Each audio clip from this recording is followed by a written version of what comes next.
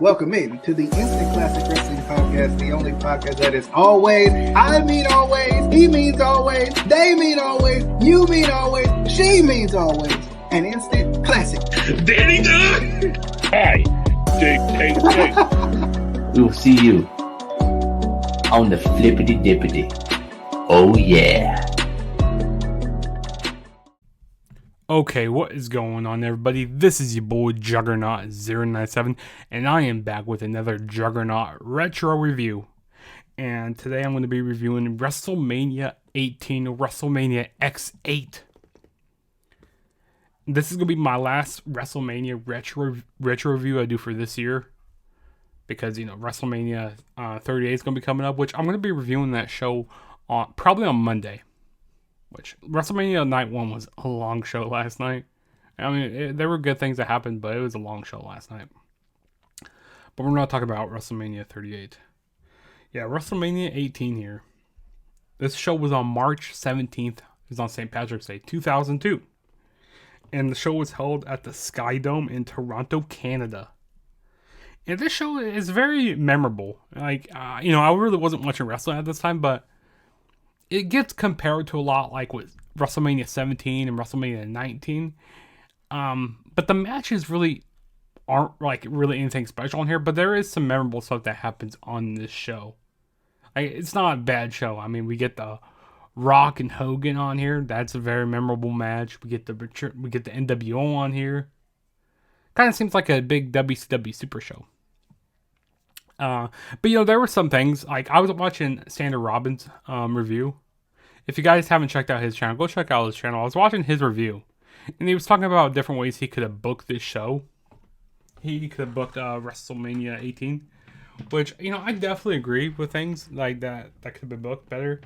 Like having maybe Stone Cold go up against Kurt Angle, because, you know, those two guys really weren't happy in their place in the WWF at that point. You know, because Stone Cold, you know, left the company in June of that year. And then, you know, Kurt Angle, you know, he really wasn't happy with his feud in his, like, current situation.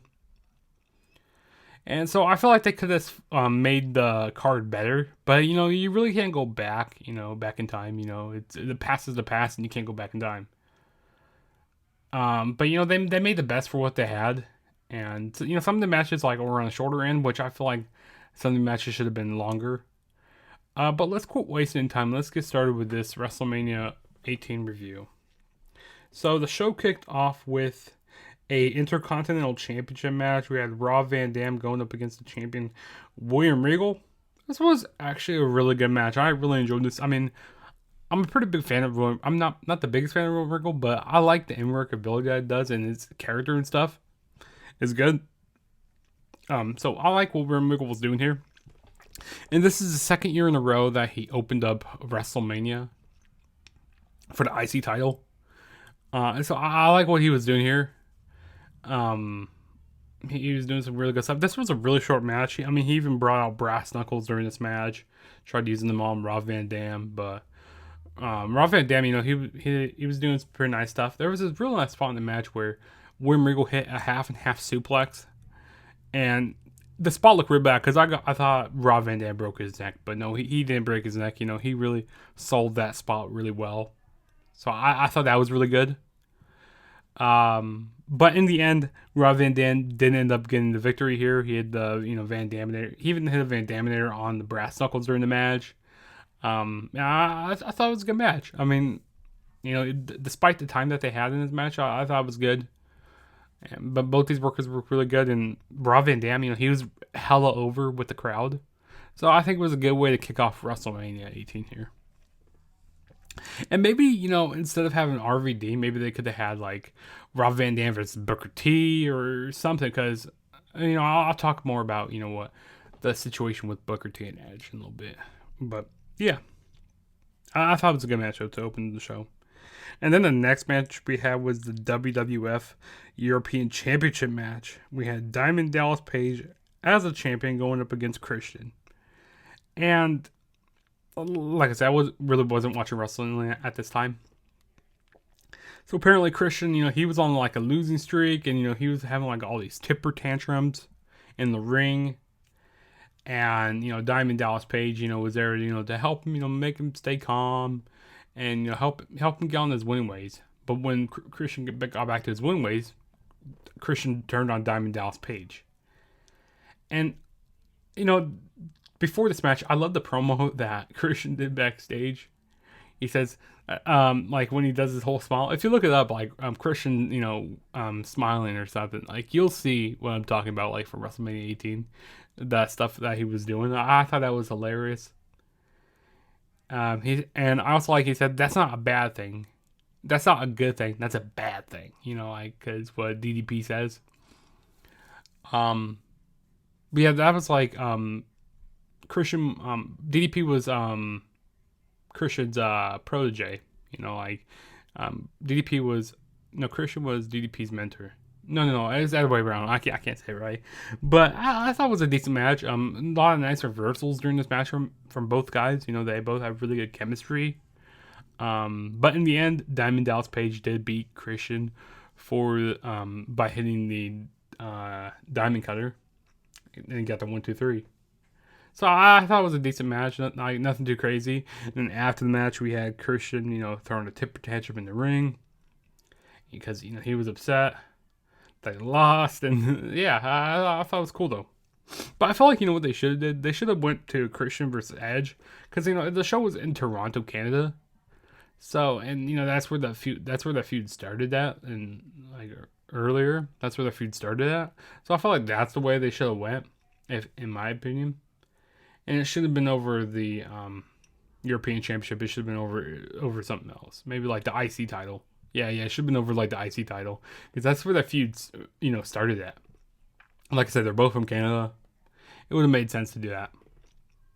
To make this show better. And that's what Robin Sanders said. That's what he said. But yeah, next match we're moving on to is the WWF Hardcore Championship match. This was kind of the comedy during the show here. So we had Maven as a champion going up against Goldust. I thought it was cool how Goldust, he brought out like golden trash can lids, golden trash cans, a golden shovel even. I thought that was pretty cool. It was alright for what lasted. But then Spike Dudley randomly came out and he snagged up the win. So Spike Dudley became the Hardcore Champion.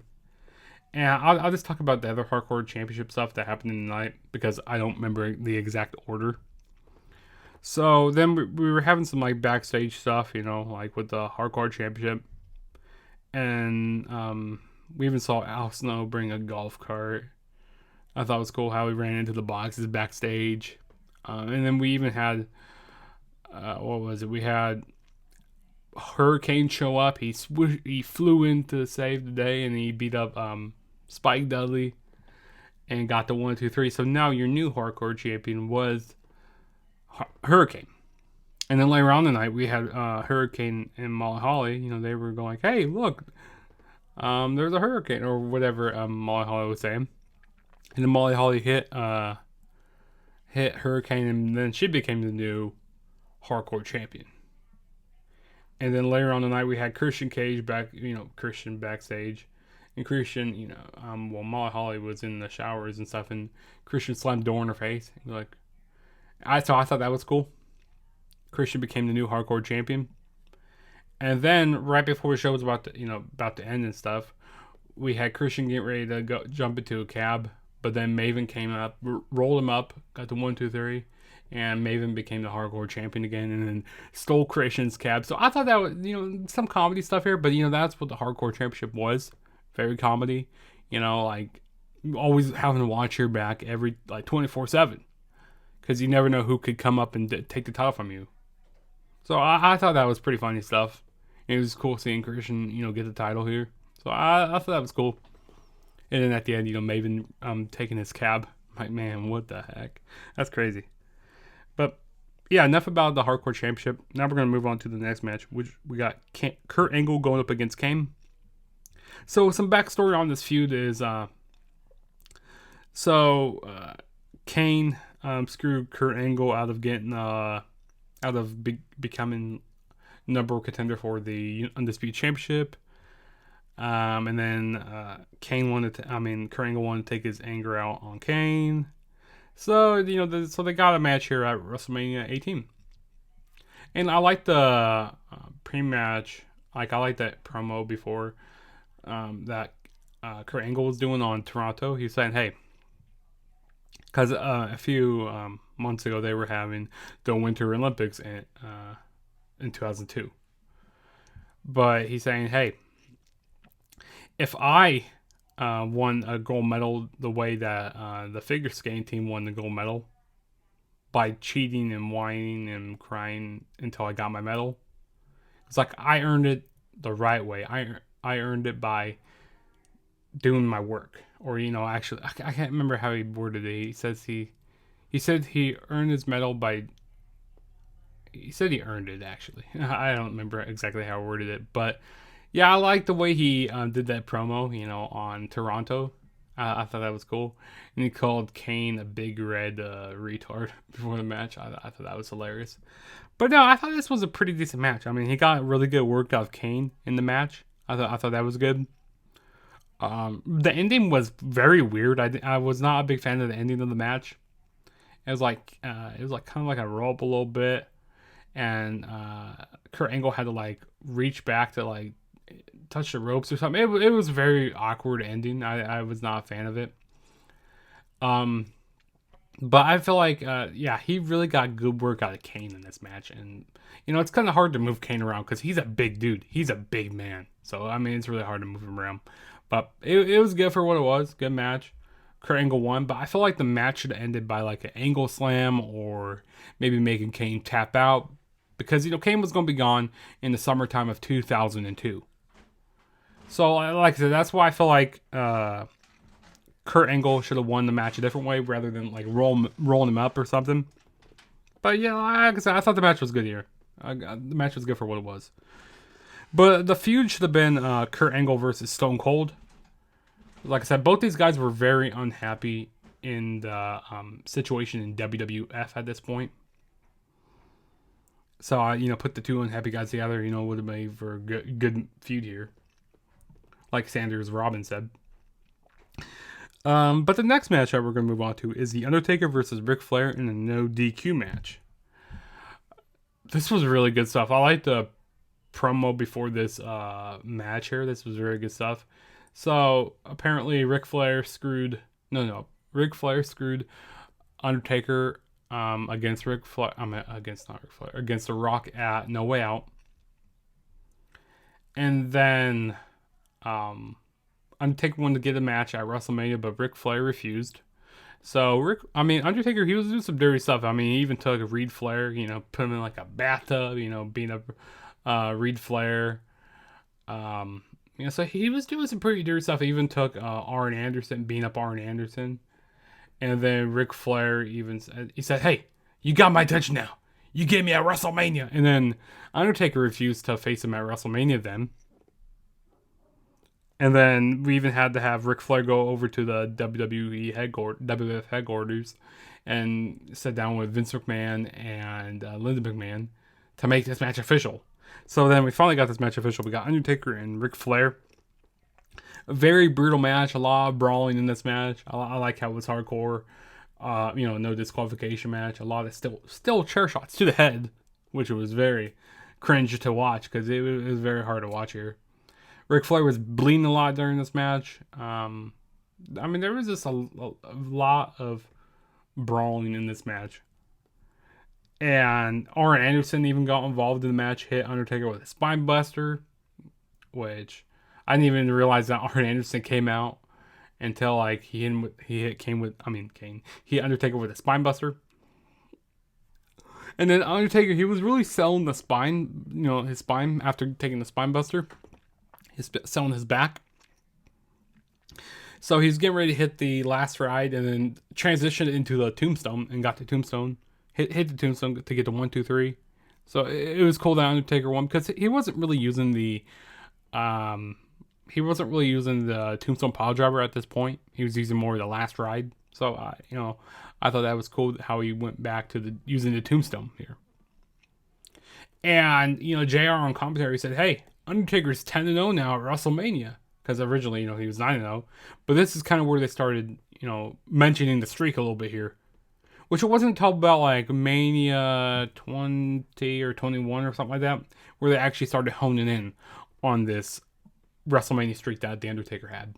They started to capitalize on it.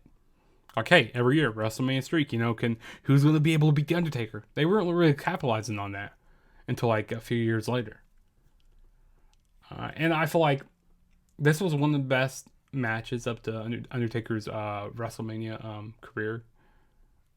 Like, I think 17 was good against Triple H. That was the first good one. And then 18 was good against Ric Flair. But before that, his matches weren't like anything, to like, oh, these are amazing matches, 5-star classics. No. But I was happy, it was a good match. I liked the ending of the match. I mean, this was probably one of the best matches of the night. And this match got a lot of time. This and the main event. Got like about 18 minutes in this match. It was good. It was good here. And then the next match we had was Edge going up against Booker T. So the whole storyline behind this feud was they had this it was like over the shampoo commercial. So Booker T got this shampoo commercial and then Edge was upset. And they also had this game called The Weakest Link, which apparently Edge, he got voted off first. And Edge goes like, "Oh, how'd you do on the show, Booker T?" He goes like, "I don't remember." He's like, "You don't remember?" So I thought that's a funny promo to go back to and stuff. But Booker T at this time, he was so hilarious. And when I go back and watch a lot of his stuff during this time, he was just a lot of fun stuff that he was doing on TV. But I thought this was a decent match here. But I don't like how the feud was over shampoo and like over this, the Weakest Link game that they were doing. There was one spot in the match that looked really bad. They were going for a Hurricane Run on top rope, but they kind of botched it a little bit, which it looked really bad. I mean, yeah, Edge was going for a Hurricane Run, but they botched it pretty bad. It didn't look very good at all. And then we had, I thought it was cool how they did like the Spinneroonie and stuff. Even Edge did the Edge-Rooney, which it didn't look very good. He goes like, "Fuck it, I'm just gonna do it." He says, "I'm just gonna do the Edge-Rooney." But yeah, Edge ended up winning the match by the execution, got the 1, 2, 3. And like I said, the match should have been between Edge and Christian at WrestleMania, and then maybe have Booker T go up against Rob Van Dam. That would have been pretty good. That would have been pretty good to see. Maybe flip-flop those two matches. Just like Sandra Robbins said on his show. Like, I definitely agree with a lot of stuff he said with his review. Because, he is a really smart wrestling fan. He knows what he's talking about. So, yeah. But we're going to move on to the next match now. Which is Stone Cold going up against Scott Hall with Kevin Nash in the corner. Okay. This match wasn't as bad as people say it is. It's like, just because, Stone Cold was, wasn't happy in this current situation, where it was on the card and like his money situation, like how, what he didn't get paid on the show, doesn't mean this match was like a bad match. I mean, I kind of wish Stone Cold was in a better spot because he goes like, Scott Hall wasn't the right guy to face here. He wasn't the right guy. If it was Stone Cold's choice, it probably would have faced like Triple H. Or maybe face Hogan, but I don't feel like Hogan would have been a good choice because I feel like Stone Cold would have got booed really bad, and that wouldn't have been very good on Stone Cold's part. So if it was up to Stone Cold, he would have did like 2-man power trip, with them losing the titles, spread the feud around that, and then have Triple H and Stone Cold. If that's the way that they wanted to go, like more the long-term booking. But everything changed and stuff, because they always have to, be ready to change their plans. But yeah, like I said, I thought this was a good match here. Yeah, I mean, Razor Ramon, Scott Hall, he got some really good. He was actually pretty over in this match. I mean, when he was getting ready to go for the Razor's Edge, I mean, the crowd popped for that. So I thought that was cool. We had a lot of Kevin Nash interference in this match. He took out the referee quite a bit. Which was, I really wasn't liking that a lot when he took out the referee. I like the way Scott Hall stole the stunner. I thought that was cool. He oversold that stunner. But it's crazy, see Stone Cold and Scott Hall going at it, and Scott Hall just recently passed away, a few weeks ago, which is crazy. And then Stone Cold competed at WrestleMania last night, WrestleMania 38 last night, which was crazy to see, awesome to see. So it's really cool stuff what we have going on here. But maybe like the perception that that Scott Hall gets isn't very good because with his habits with drinking and like doing drugs and stuff like that. Like I feel like that's a bad perception that Scott Hall gets. And at this time, of course they had the plane ride from hell, which then he got fired from the plane ride from hell. I mean, this is a bad situation. But then I was happy when they finally put Scott Hall in the Hall of Fame. It was good there. Got what he deserved. He finally cleaned up when Diamond Dallas Page helped him. But we're not talking about all that Scott Hall stuff. RP to him. One of the best workers in the business. A great character. Like he wasn't the best in the ring, but like his character was on point. He knew what he was doing in the ring and with his character. But yeah, Stone Cold got the victory here. Like I said, I wish Stone Cold was just in a better position on this show. And then the next match, this match is kind of pointless here, but we'll talk about it. We had the Four Corners elimination match for the WWF Tag Team Championships. And then the next match we had was the Four Corners elimination match. Sorry, I had to do something there. We had a Four Corner elimination match for the WWF Tag Team Championships. We had Billy and Chuck defending the titles against APA, Farouk and Bradshaw going up against the Dudley Boys, and Stacy Keibler was in the corner of the Dudleys, which I thought that was Stacy Keibler. She was looking really good. Like, she was looking really good on the show. Probably the best she's ever looked. And then also they had the Hardy Boys in this match. This match wasn't as bad. I thought this match wasn't going to be very good. I mean, we even saw a table spot during this match. I don't remember like all the spots that exactly happened during this match. I liked the whole interaction between Stacy Keibler and Jeff Hardy. I thought that was cool. The stuff that they were doing in this match, where Stacy got smacked by Jeff Hardy, and then they started kissing. And so I thought that was pretty interesting stuff. I wish we had more interaction between them in the match. I felt like it should have came down to Jeff Hardy. I mean, it should have came back down to the Hardys and the Dudleys. But I understand that they probably wanted to go with something different because they had the Hardys win a lot of tag team titles. They also had the Dudleys win a lot. So they were having something different. It was between the Hardys and Billy and Chuck to be the final two, and the crowd was not having it with Billy and Chuck. They did not want to see Billy and Chuck win. Like they were booing when Billy and Chuck won the match. But like I said, I understand they wanted to go with something different here. So, it was a decent match for what it was. But I just wanted to see him do something different here. And then next match we had was, okay, this is a really good match here. We had was The Rock going up against Hollywood Hulk Hogan. So this is Hogan's, match back at WrestleMania here. This is awesome here. We had The Rock here.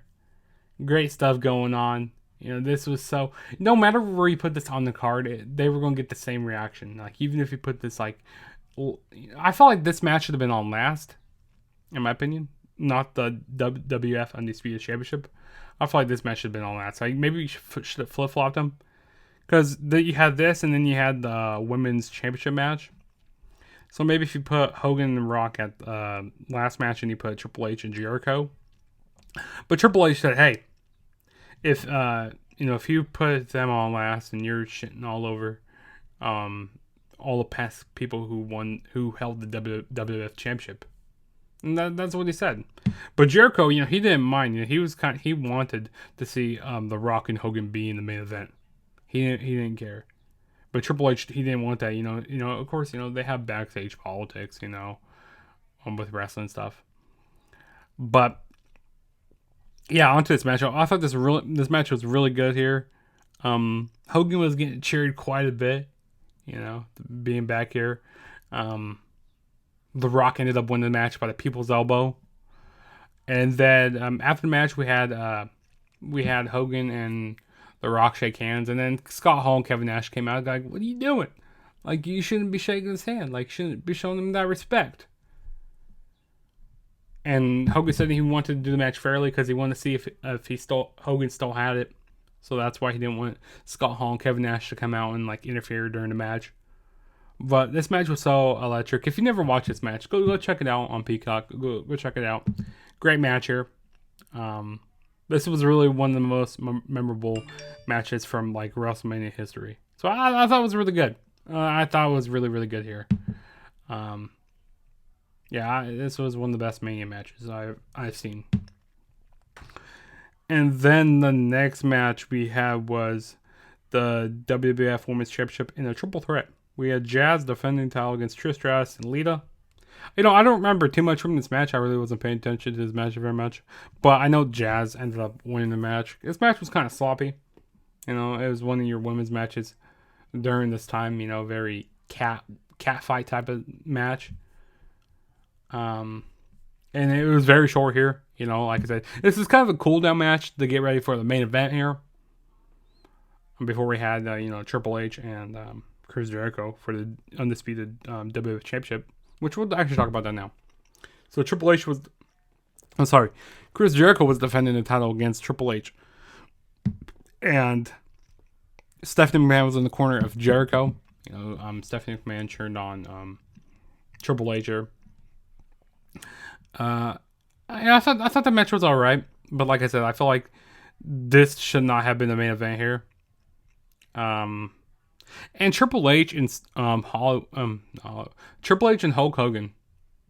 These guys ate up a lot of the main events, like from WrestleMania 1 to like 25. And these two ate up a lot of WrestleMania events, main events, if I could talk right now. Like with Hogan from like WrestleMania 1 through 9, he was main eventing a lot, and then like from 18 on, like Triple H, he was in quite a bit of main events. But Jericho, he was going after Triple H's leg quite a bit during this match. He had selling his leg injury, his like quad and all that. He's selling that injury quite a bit because he just came back from surgery and all that. Winning the Rumble and all that. But I thought this match was decent here. Triple H did end up winning the WWF Undisputed Championship here. Thought it was good stuff. We even saw Triple H pedigree Stephanie McMahon. She was trying to get involved quite a bit during the match. She was trying to do some stuff. But I mean, like I said, decent match here. Triple H is the way he is. He likes to bring out his golden shovel. And he likes to, with his backstage politics and stuff, he knew how to. He was just like Hulk Hogan, he didn't really like to put over people that much. He liked to, he was very greedy. He was out for himself, which I understand, but yeah, he was in the main event so much at WrestleMania, so much. But yeah, Triple H, he was a new undisputed champion here, and like I said, there were some guys on the show that weren't happy with their position, just because, they had to take a backseat to Hogan, like Stone Cold, he had to take the backseat to Hogan. Kurt Angle, he had to take a backseat. So, there was guys that weren't happy on the show, but, there were things that were memorable also. Like I said, there wasn't really match-wise, but it was, like, moments-wise. That's what made the show memorable. Because, like, this show does not really live up to WrestleMania 17 or 19. But I feel like 17 through, like, 21 are, like, the most consistent WrestleManias in a row. 17 was really good. 18, it was good. For the moments here. 19 was great. Like, 19 is probably one of my favorite WrestleManias.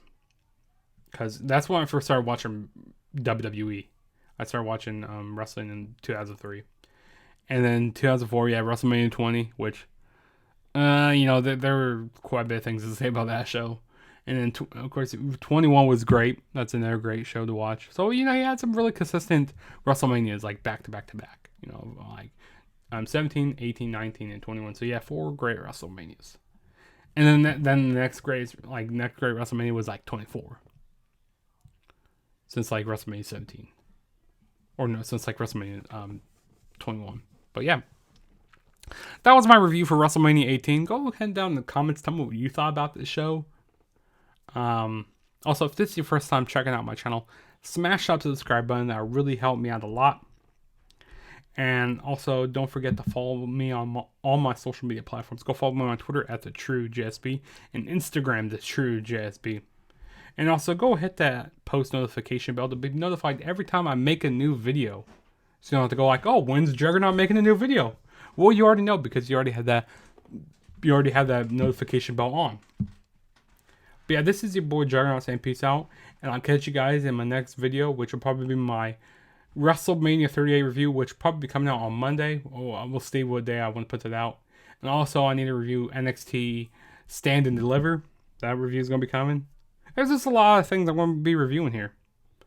But this is your boy Juggernaut saying peace out, and I will see you guys later.